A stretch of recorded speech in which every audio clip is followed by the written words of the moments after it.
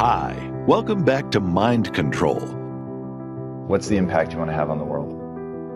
My impact would be people learn from me in a way that they are empowered by what I taught them. So that when they think of what they learned from me, they no longer think of me. They think of their own base of understanding of how this world works. And so that I become irrelevant. Because if people say, this is true because Tyson said so, then I failed. That's not how you teach someone. That's teaching them by authority. I want to teach you how to think about the world, and then you say, I have a new way to understand the world, and you just run off.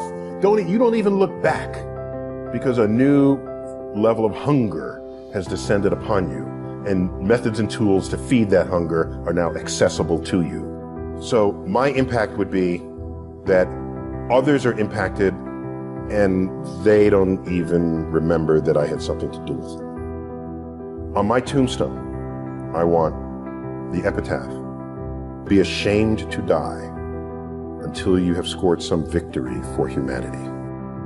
And a victory for humanity is not a victory for yourself. It's not statues, it's not your name, it's just humanity's better off. Any of us, I think, should want the world to be a little better off for you having lived in it.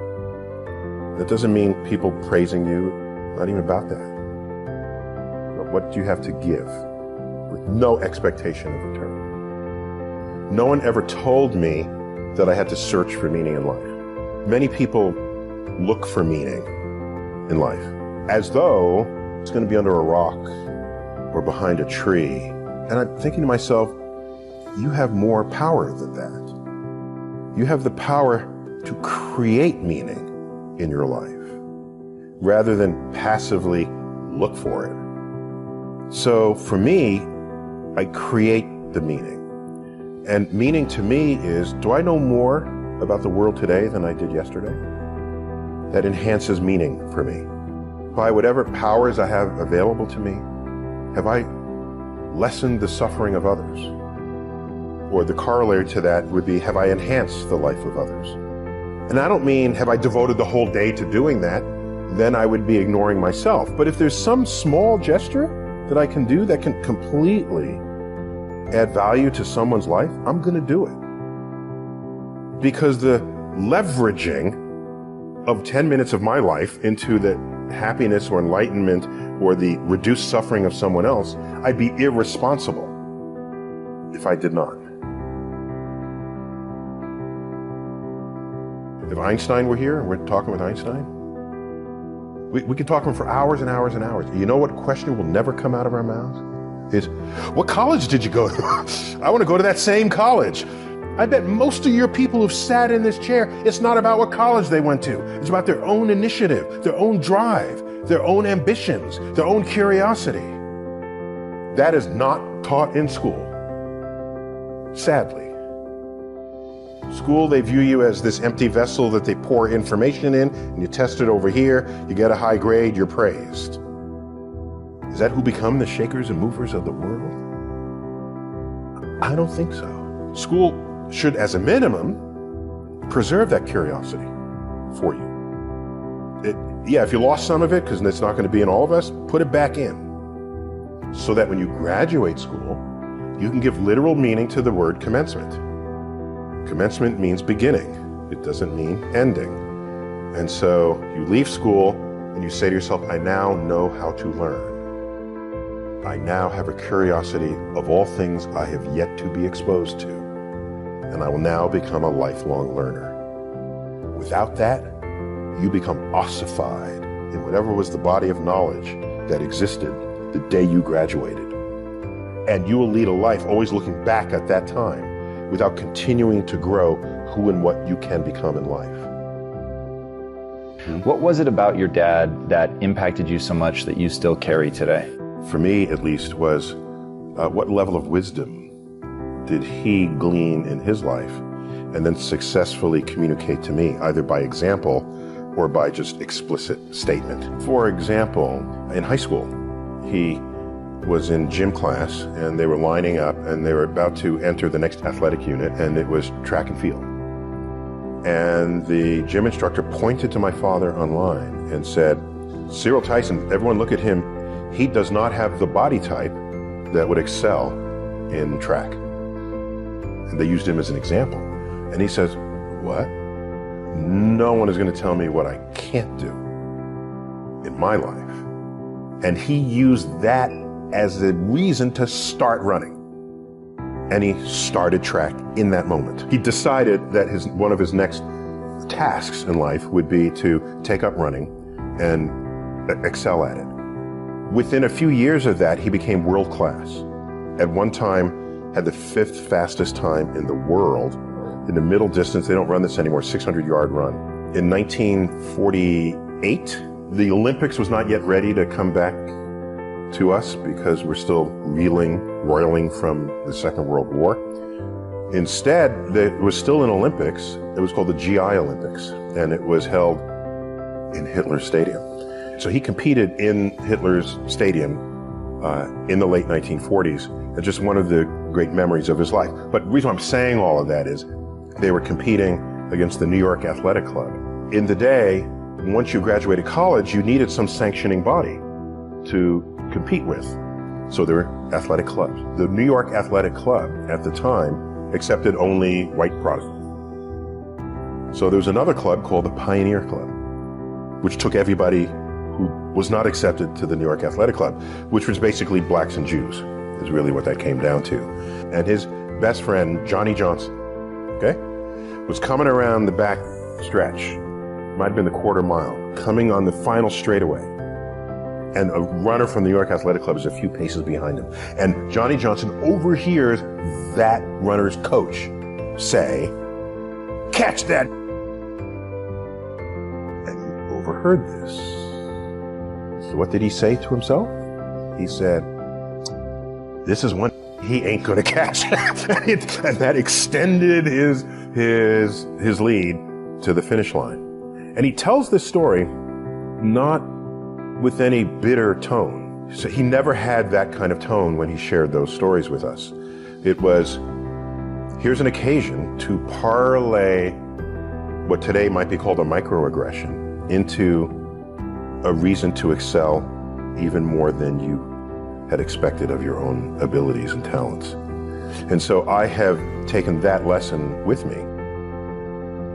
I met Carl Sagan when I was 17. I was applying to colleges. He was at Cornell. I had been accepted at Cornell, but didn't know what college I wanted to go to. And the admissions office saw that I wasn't totally in the moment there. I didn't know this. They had forwarded my application to him for his reaction. I was already deep in the universe since I was 9. And he sent me a letter. He doesn't know me from Adam. I'm a 17-year-old kid from the Bronx. He's a professor of astronomy at Cornell University. And I get this letter and I open it and it says, "I understand you like the same stuff I like. Do you want to come visit the campus to help you decide if you want to go to Cornell?" It was like, whoa, now he hadn't done Cosmos yet, that's how old I am, but he was already famous. So I took him up on it. I took a bus up to Ithaca, New York. He met me outside his building on a Saturday, invited me up to his office, saw the labs.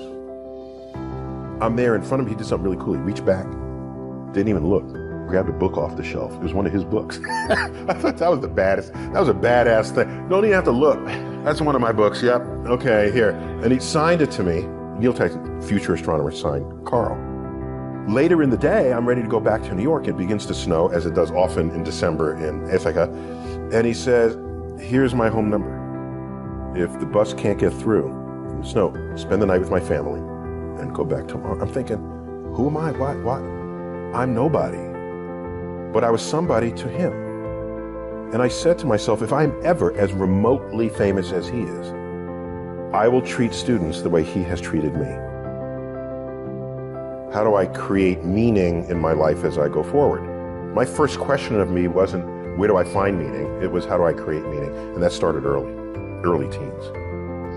Did you help your kids with this? Is that something that you found a way to sort of educate on or pass down so that they would be asking a similar question instead of doing the sort of wander search thing? Yeah, I have an unorthodox approach to what we did with our kids.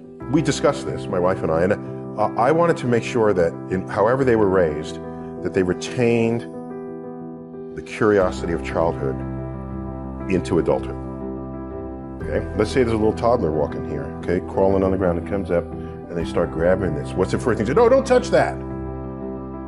Okay, this was an experiment waiting to happen that you just squashed. This is a cup, it has water in it, okay? This is breakable. The kid doesn't know that. They want to experiment, so they'll grab it, it'll fall, it'll break, water will spill all over. That was an experiment you just prevented. They are experimenting with their environment. Everything is new to them. I saw a woman walking with their kid. The kid has galoshes on and a raincoat on, and they're coming down the walkway. And there's this big, juicy, muddy puddle right there. And I said, please let the kid jump in the puddle. You know the kid wants to jump in the puddle. The kid is like 3 or 4. You know the kid, and what does the mother do? She pulls the kid around to prevent that from happening. That's an experiment in cratering. That's what craters happen that way. You splash the water, there's mud, it's fun. You get to see the cause and effect of a force, downward force operating on a fluid. Gone. That was a bit of curiosity in that moment that was extinguished. So, with our kids, curiosity, provided it does not kill them, if it meant we had extra work in front of us, I would do that extra work. And I have pretty high confidence that they'll retain that curiosity through the turbulent middle school years into high school. And what is an adult scientist but a kid who's never lost the curiosity? We live in a very fractured world today, but what is clear is that the internet has enabled, and social media have enabled people to tribalize. You might go your whole life without ever finding another person who thinks the earth is flat. You go online and you see them all, and they have conventions, and they meet here, even if it's only virtual. So you have ways to say why you are different from other people. And I don't know that that's always a healthy place to be in a pluralistic land. You want to celebrate differences rather than go out of your way to establish differences and then claim one group is better than another. You can draw a line in the sand between people who transgress but do not hold power over you from those who transgress and do.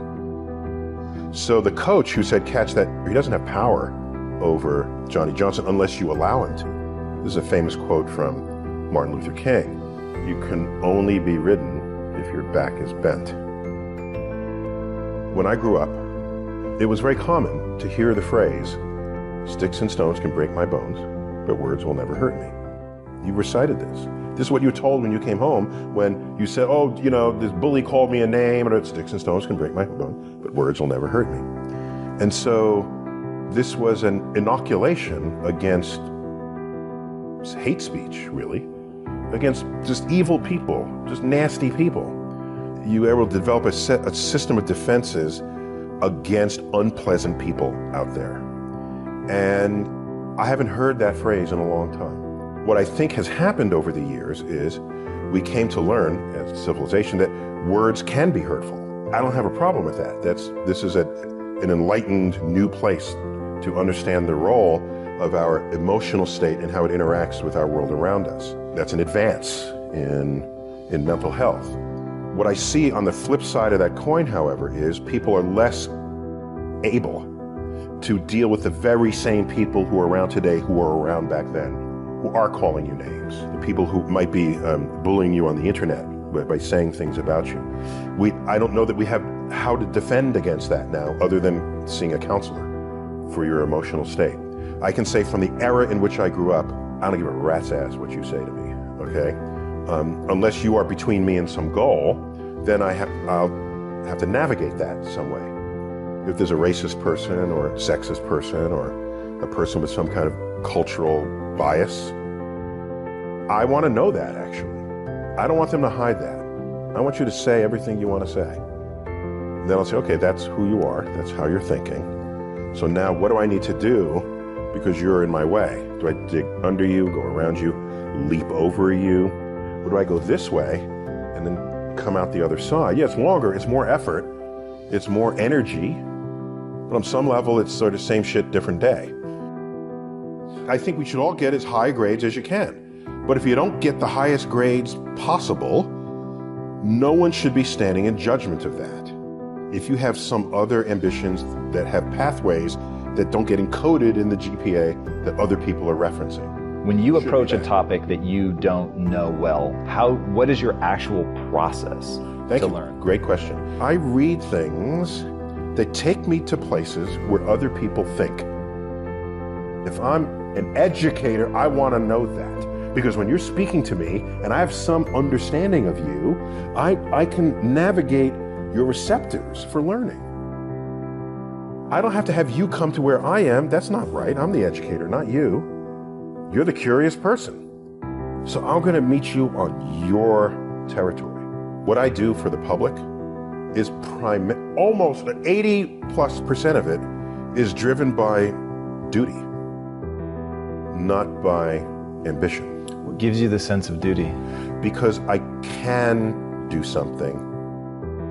And if I can do it better than others, and it's for a greater good in society, I would be irresponsible if I did not. Thank you so much for watching till the end. Don't forget to share your thoughts in the comments section. Please also like, subscribe, and share this video with your friends and families. Please watch our other motivational videos. Thank you again.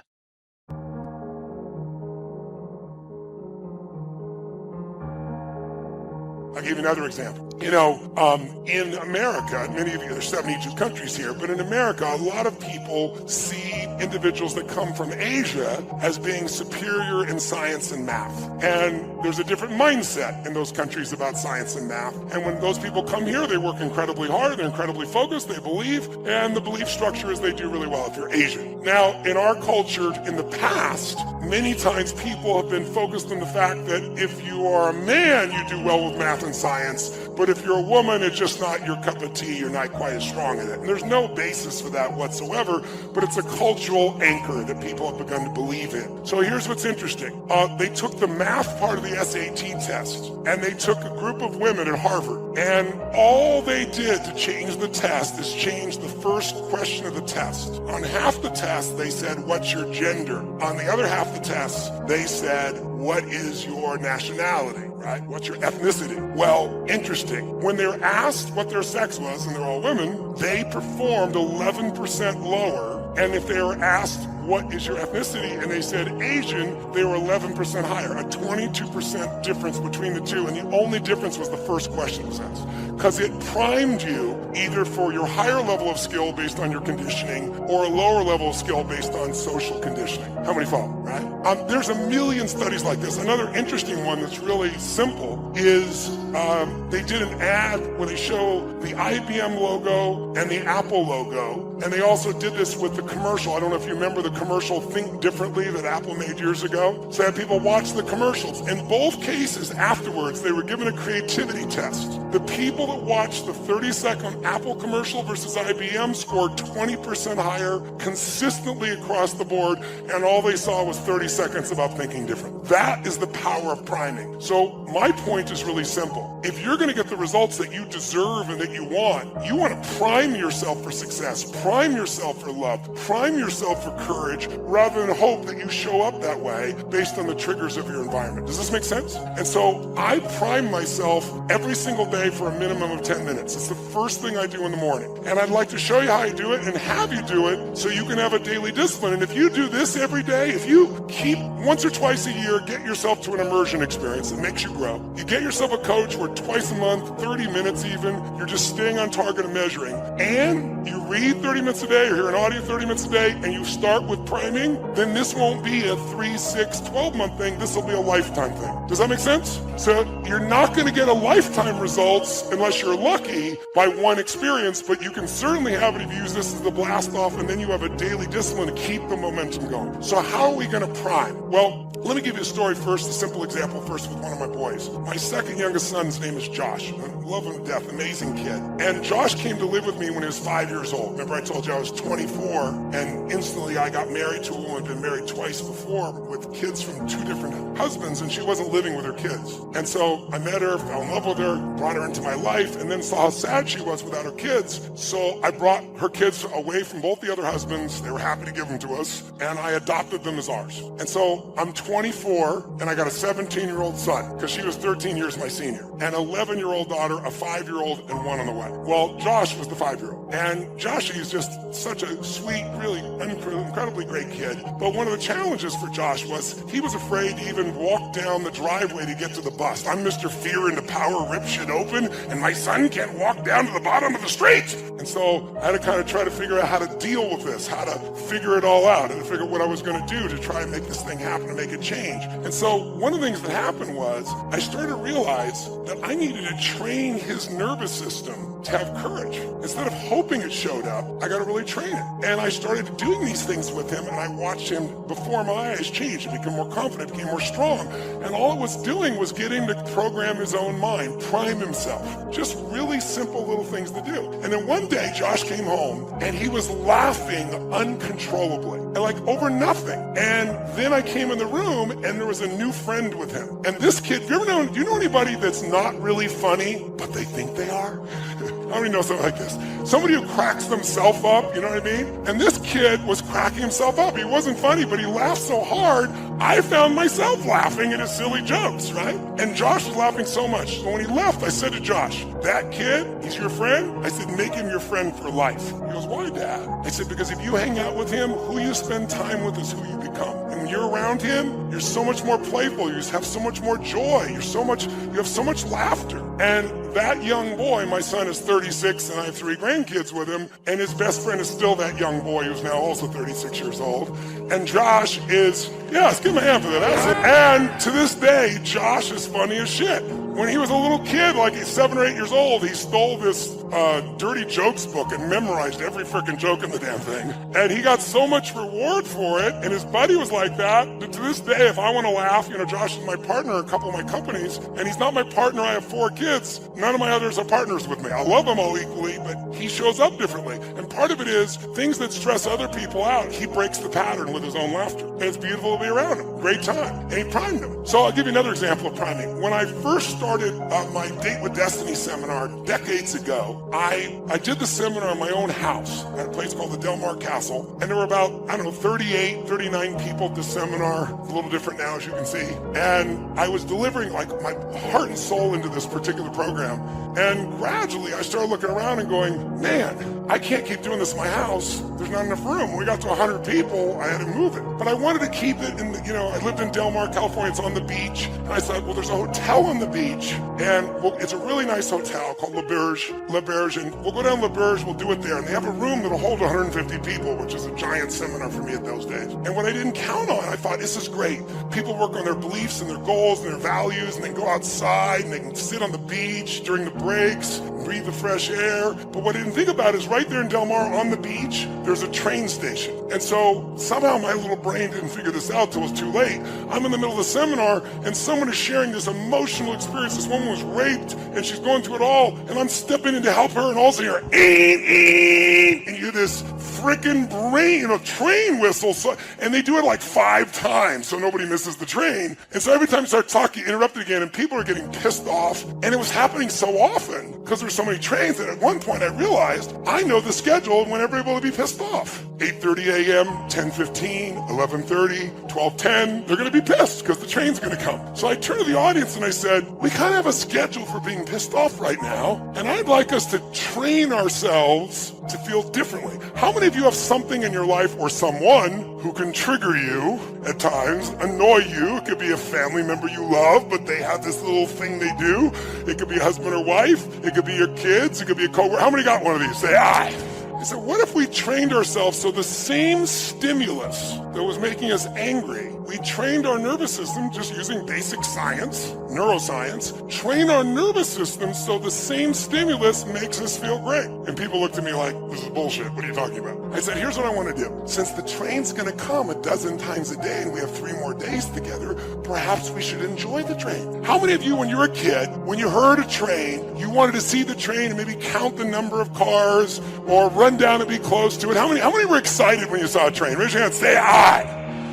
Now you're on the way to work or a meeting and a train comes and it's in your way. Frickin' train! I'll give you a clue. The train didn't change. Right? So the question is, I said, what if every time the train comes, we train ourselves to celebrate, to feel good, to enjoy? I said, so here's what I'm going to ask you to do. Every time we are trained, I don't care if you're in the middle of the most important conversation of your life. I don't care if we're doing something what you think is so important. I don't care if you're tired. I don't care if all the books are on your chair. I want you to instantly just drop everything, and I want you to jump and start to celebrate like a little kid, like it's the greatest gift of your life. And then we're going to end with a whoa clap, and then we're going to laugh hysterically into our chair. And if you can't laugh, I want you to fake laugh into your chair. Because most of you know if you fake laugh, what starts to happen? Real laughter comes, right? And then you wire yourself to laugh more easily. Just like with Josh, I wanted people, wouldn't it be nice to laugh easier? You didn't have to have everything be perfectly funny for you to have a good time. Because most of it doesn't have to be perfectly bad for you to be pissed off. So train it. So I got everybody to agree, and we did it. So every time the train came, and some people are like, oh, frickin' train, that won't work. You gotta go, it's a train. You gotta be like a little kid. And pretty soon, people look forward to the train. And by the way, would this be useful to train yourself around a person in your life or a situation? Yes or no? So I don't have a train nearby, but I've imported a special train whistle. And I'm gonna ask you for the rest of today, no matter how tired we are, no matter how hardworking, no matter what we're in the middle of, if we hear that train whistle, we're gonna jump up and we're gonna celebrate like little kids, make noise, have fun. We'll clap, we'll do the whoa clap, and then we're gonna laugh hysterically into our chair and maybe point at somebody else and laugh at them while we're doing it to train our nervous system.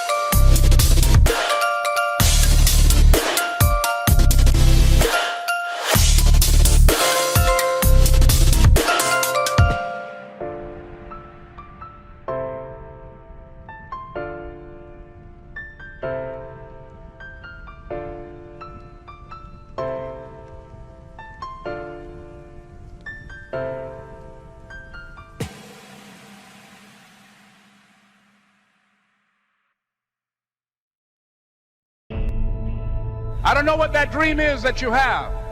I don't care how far-fetched it might appear to be.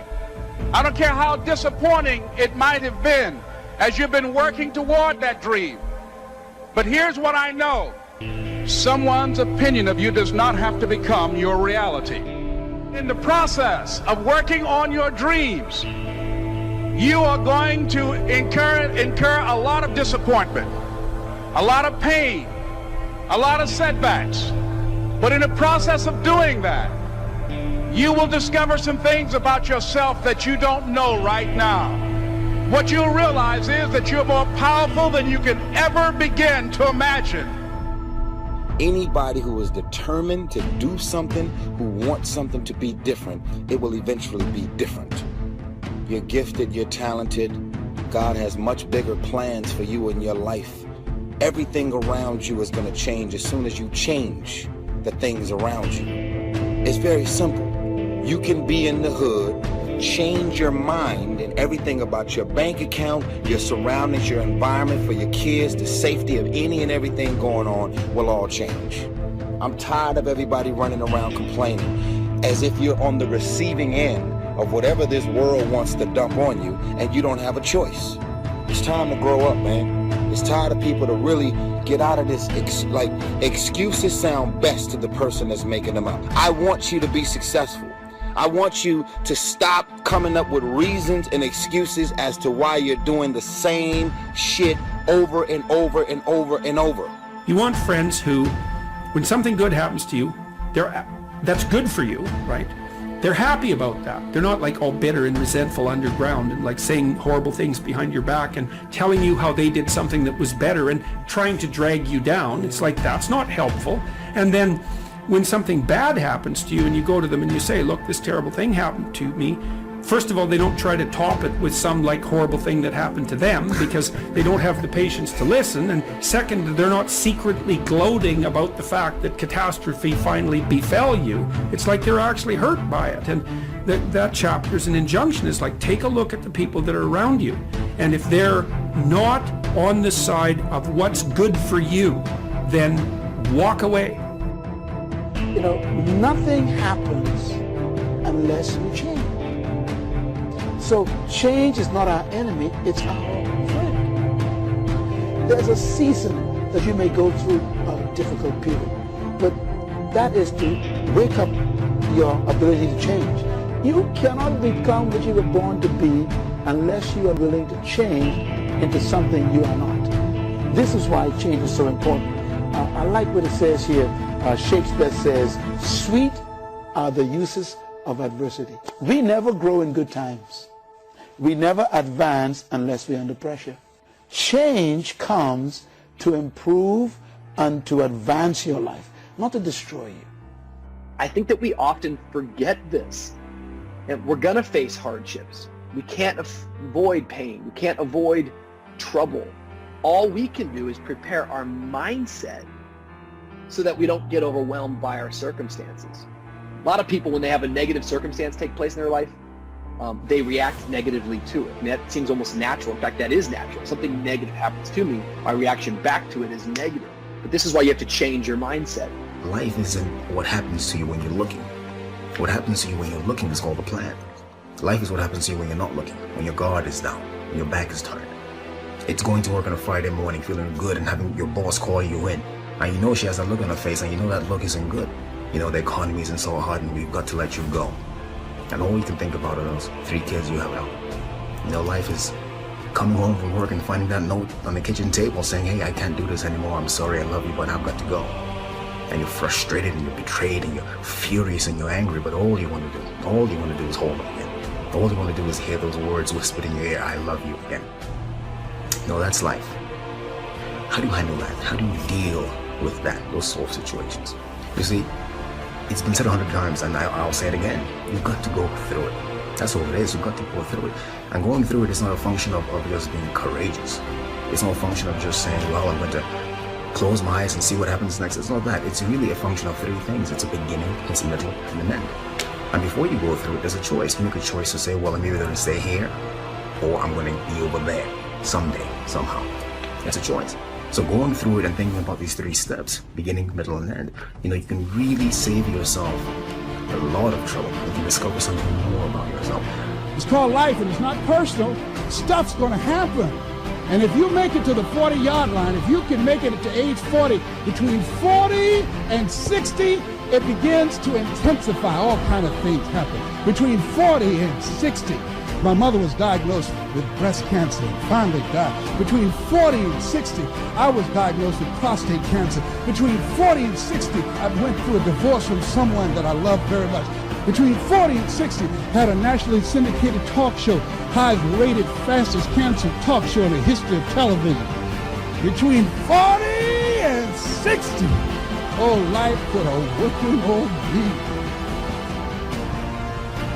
I think the biggest vulnerability you've got is you actually value somebody's opinion more than you value your own. The reason I've been able to always do my thing is when I was 24 and people were like, oh, you work at your dad's liquor store? I heard that as like a chip on my shoulder, I loved it. I was like, cool, keep sleeping, Like, I'm glad you're on Wall Street making $100,000 buying BMWs and double jewelry. I'll see you in 30 years. Like, to me, the way you win is you realize you can't hear nobody. You gotta get real quiet up here. I can't hear anything. You go look at my Instagram right now, my first post, I'll post something, first 100 replies in 1 second. You're Jesus, you walk on water, you're the best, you're the all-time. Can't hear them. The next 100, you're a piece of, you're full of, you're a snake oil salesman. Can't hear them. I'm in my own mind, doing my own thing. And that comes with self-esteem. Everybody's trying to keep up with the Joneses. I'm not worried about you renting out cash from the bank and putting it to your ear. I'm not worried you jumped a fence and took a photo in front of a private plane. What do you think these people are doing? They're posing. When you have goals and dreams you want to achieve, ask yourself the question, who should I count on and who should I count out? And so many people never achieve their goals because they have too many toxic, negative, energy-draining people in their lives. And you have to have goals outside of your comfort zone that will challenge you, because in order to do something you've never done, you've got to become someone you've never been. I was homeless, man. I mean, you're in a position where you're going, I got nowhere to go except up. I might as well keep hustling. I was in comedy. I just wasn't making nothing. All the money I was making, I was sending back home to my wife and kids. That didn't last long. She got tired of that real fast. But I couldn't go back to Cleveland because I wouldn't have enough money to drive back down south to perform. One time I drove to the house in Cleveland. I finally got enough money. I drove to the house in Cleveland and everybody was gone. I didn't see my kids for almost 2 years. They just left, boarded up the house. So next thing you know, I'm in the car. I lived there, but it taught me determination, man. I'm a really, really determined person. It also taught me that no matter what happens to you, it ain't over. I was determined to be something. As long as God wakes you up. You may have given up on a dream. You think it's been too long. Now you've accepted that you'll never get well. You never meet the right person, never start that business. But what God put in your heart, He's not only still going to bring it to pass, but it's going to turn out better than you thought. I found that nothing in life is worthwhile unless you take risks. You have to take chances in life. If you don't take chances in life, you'll never have the life God has for you. Life is risk. It takes courage to pursue your dream. Nelson Mandela said, "There is no passion to be found playing small and settling for a life that's less than the one you're capable of living." So, the first thing you have to think about when you're going through something is very simple. It's, I'm not where I want to be, but I know I can get there. I have faith that I'm going to get where I want to be. So yeah, go through the grieving process, grieve, accept that, say yes to that. One day you look up and, you're still in pain, you're still hurting, but you realize that, hey, it's not as bad as it was. It doesn't hurt as much as it did. And I'm going forward, I'm moving forward. And at some point you emerge, you get to the other side, and you know that, hey, I haven't forgotten, but the pain doesn't hold you captive anymore. You're not crippled by the emotions, by the experience. You're not living out of the past, out of your experiences of pain and defeat or betrayal. You're not living out of all that stuff. You're living in a new perspective. It's not what happens that determines the major part of your future. It's not what happens. What happens to us all. The key is what you do about it. What we really want is not just success, we want fulfillment. The way we get fulfillment is self-respect, is self-confidence. And that's how somehow in your life you must begin to separate what you do from what people think about it. The people that have really won in life and in business, they eventually drop the addiction to what other people think about them. They're most concerned about what they think about them, or if they're a person of faith, of what their God thinks about them, not the rest of the world. Because the higher you climb, the more haters you're going to have. There's absolutely no question about it. You ought to hope you have more of them. The only thing I will warn people of is the higher you climb, the closer to you the haters are. So right now, if you're at one level of success, it's people at a distance that are haters. But as you climb higher, there's always the one or two people in your close circle who are going to try to pull you back down because they think you're leaving them. They make you, your success is making them uncomfortable about where they are. And so they begin to do everything they can to pull you back down.